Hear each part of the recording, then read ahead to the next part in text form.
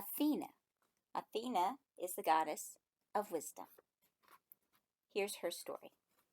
Athena, the goddess of wisdom, was the favorite child of Zeus. She had sprung fully grown out of her father's head. Okay, first of all, that's be a very painful way to be born. Secondly, I would have a hard time making that my favorite child if they burst out of my skull. Her mother was Metis, the goddess of prudence. So I had to look that word up. So prudence means wisdom in practical affairs. So in other words, if you have prudence, you think carefully before you act. That's a good thing. So I'll go back and read that sentence again. Her mother was Metis, the goddess of prudence, the first wife of Zeus. He depended on her, for he needed her wise counsel. But Mother Earth warned him that were Metis to bear him a son, this son would dethrone him as Zeus had dethroned Cronus, his father, who had dethroned his own father, Uranus. This must not happen, thought Zeus. But he couldn't do without her advice, so he decided to swallow her.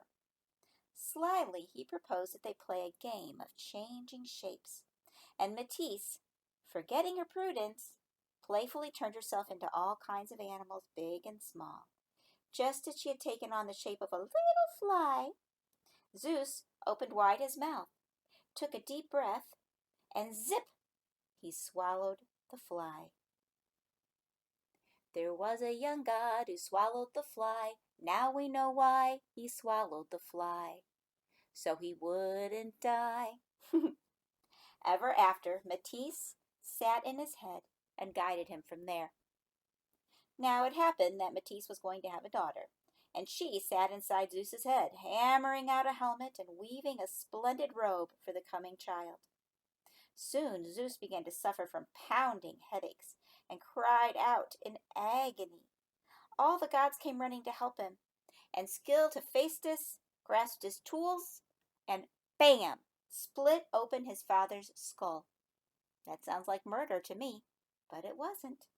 Out sprang Athena, wearing the robe and the helmet, her gray eyes flashing.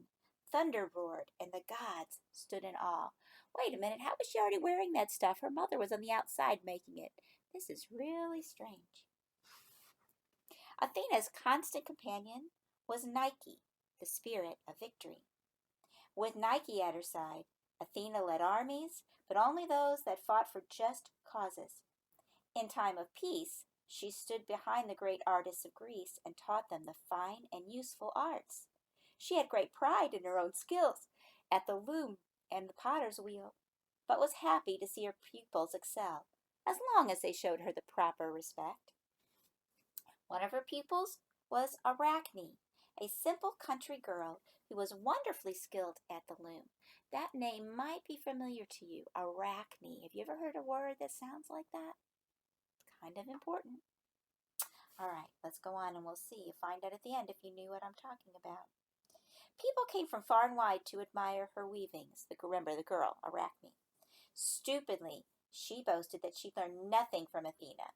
Indeed, that she was better than the goddess. Well, that hurt Athena's pride. Disguised as an old woman, she went to the girl and tried to talk sense into her. Your work is beautiful, she said, but why compare yourself with the gods? Why not be contented to be the best among mortals? Ha! Let the goddess Athena herself come and measure her skill against mine, Arachne answered haughtily. Oh, little did she know the goddess herself was there. Oh, my.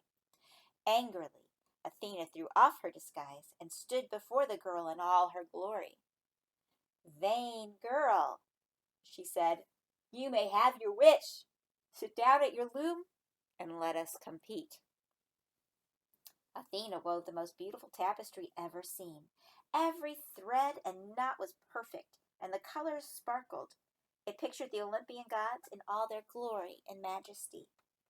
Arachne's tapestry was also beautifully woven.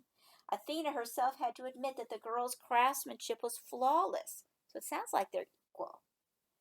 But what kind of picture had she woven? An irreverent scene making fun of Zeus and his wives. Ooh.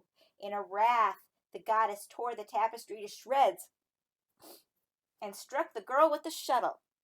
Immediately, Arachne felt her head shrink almost to nothing Her nimble fingers changed into long, spindly legs. Athena had turned her into a spider, arachne, the scientific name for the group that are spiders, arachnids. So she's an arachnid now. See, remember how she weaves? What don't do spiders weave spider webs? Get it? Yeah. Vain, glorious girl, go on and spin your thread and weave your empty net forever, said Athena to Arachne the spider. Athena was a jest goddess, and she could be very stern. She knew that the gods were great only as long as they were properly worshipped by mortals. Okay, so I'm going to pause for a minute and put up this picture with Arachne as a spider now. There it goes. Athena was very fond of a certain city in Greece, and so was her uncle Poseidon. Both of them claimed the city, and after a long quarrel, they decided that the one who could give it the finest gift should have it. Leading a procession of citizens, the two gods mounted the Acropolis, the flat-topped rock that crowned the city. Poseidon struck the cliff with his trident, and a spring welled up. Oh, that would be good.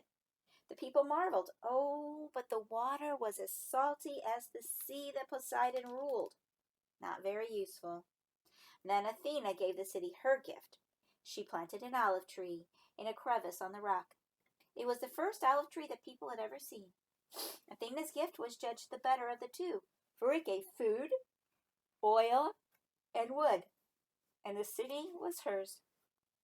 From her beautiful temple on top of the Acropolis, Athena watched over Athens, her city, with the wise owl, her bird, on her shoulder. And under her leadership, the Athenians grew famous for their arts and crafts.